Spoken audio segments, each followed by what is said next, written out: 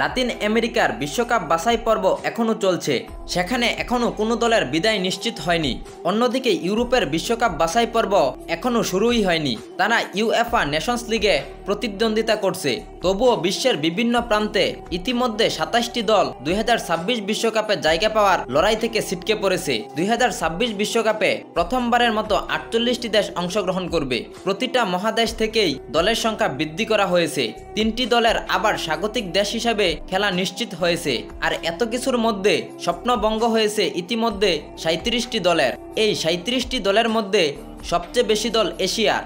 এখান থেকেই মোট ২৮টি দল বিদায় নিয়েছে, যার মধ্যে বাংলাদেশ, ভারত, পাকিস্তান, আফগানিস্তানও রয়েছে। ইউরোপের দলগুলো বিশ্বকাপ বাছাই পর্বের প্রতিদ্বন্দ্বিতা শুরু না করলেও সেখান থেকে ইতিমধ্যে বিদায় নিশ্চিত হয়েছে রাশিয়ার। মূলত ইউক্রেনের সঙ্গে যুদ্ধের পরপর রাশিয়ার উপর নিষেধাজ্ঞা আরোপ করে ফিফা এবং ইউএফা। এ কারণেই ফিফা এবং ইউএফার কোনো ইভেন্টে অংশগ্রহণ করতে পারে না রাশিয়া।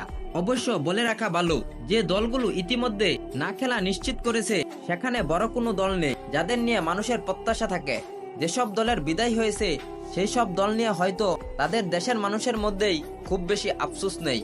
উল্লেখ্য যে ২০২৬ বিশ্বকাপ অনুষ্ঠিত হবে ৩টি দেশে, মেক্সিকো, কানাডা এবং যুক্তরাষ্ট্রের মাটিতে অনুষ্ঠিত হবে এই বিশ্বকাপ। এই ৩ দেশের মধ্যে উদ্বোধনী ম্যাচটি খেলবে মেক্সিকো।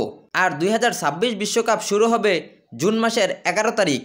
এছাড়াও খেলাধুলার সকল আপডেট সবার আগে পেতে হলে আমাদের চ্যানেলটি সাবস্ক্রাইব বা ফলো করতে ভুলবেন না।